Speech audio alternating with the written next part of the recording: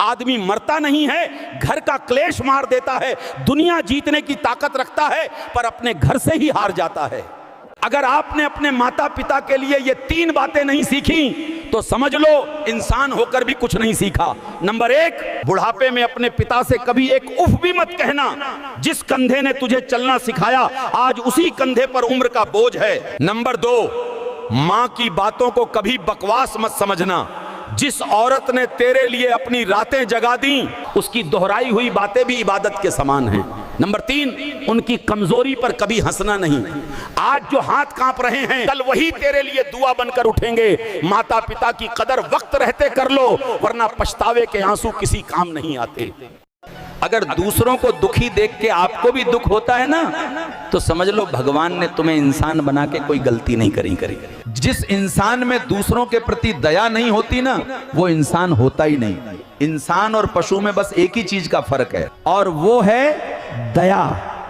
अगर तुम किसी की इज्जत नहीं करना चाहते हैं तो मत करिए, लेकिन 4 लोगों के साथ बैठकर कभी किसी की बेइज्जती मत करना, कभी किसी को कमजोर मत समझना, क्योंकि समय बड़ा बलवान होता है। समय राजा को भी भिखारी बना सकता है और भिखारी को भी राजा बना सकता है। जब आप झूठ बोलकर किसी की जिंदगी बर्बाद करते हैं तो उसे कर्ज समझिए, ये आपको ब्याज सहित वापस मिलेगा। किसी निर्दोष के आंसुओं पर अपनी सफलता का महल मत खड़ा करना।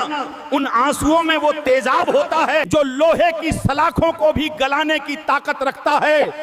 फसल वही काटनी पड़ेगी जो बोई है। बबूल बोने वाला व्यक्ति मीठे फल खाने की उम्मीद नहीं कर सकता।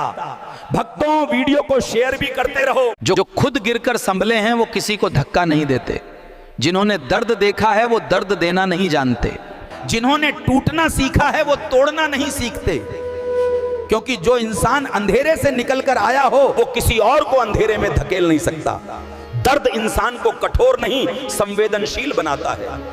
मेरे हर आंसू का जवाब तुम्हें मिलेगा। तुम जितनी तकलीफ दोगे मैं उतनी ही और मजबूत होकर दिखाऊंगी। शायद भगवान ने मुझे इसीलिए जिंदा रखा है ताकि तुम जैसे बिगड़े हुए स्टूडेंट को सुधार सकूं। मुझे भगवान से कोई शिकायत नहीं है। मुझे पता है कि मेरे लिए जो अच्छा है वह मुझे जरूर देंगे और मेरे ऊपर जो तुमने अन्याय किया है ना उसका हिसाब भी तुम्हें जरूर भुगतना पड़ेगा। यह बात तो तय है। याद रखना अभी भी सुधर जाओ। वक्त है तुम्हारे पास, उस वक्त का सही तरीके से इस्तेमाल करो।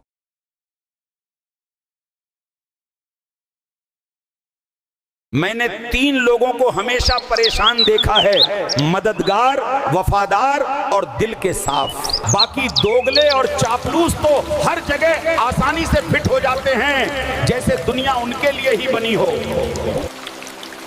घर की असली लक्ष्मी वो औरत होती है जो सबका ख्याल रखती है। पर आज क्या हो रहा है बेटा, वही औरत सबसे ज्यादा दुख सह रही है। पति गुस्से में, शराब के नशे में बिना सोचे समझे ऐसे शब्द बोल देता है जो दिल को नहीं आत्मा को घायल कर देते हैं। और वो औरत चुपचाप सब सहती है, बच्चों के लिए मुस्कुराती है, पर अंदर ही अंदर हर दिन टूटती जाती है। बेटा, घर को स्वर्ग बनाना है ना तो सबसे पहले अपनी जुबान को मीठा बनाओ।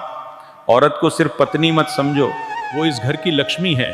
उसका सम्मान करो, उसे समय दो और याद रखना गुस्से में बोले गए शब्द तलवार से भी गहरे घाव दे जाते हैं।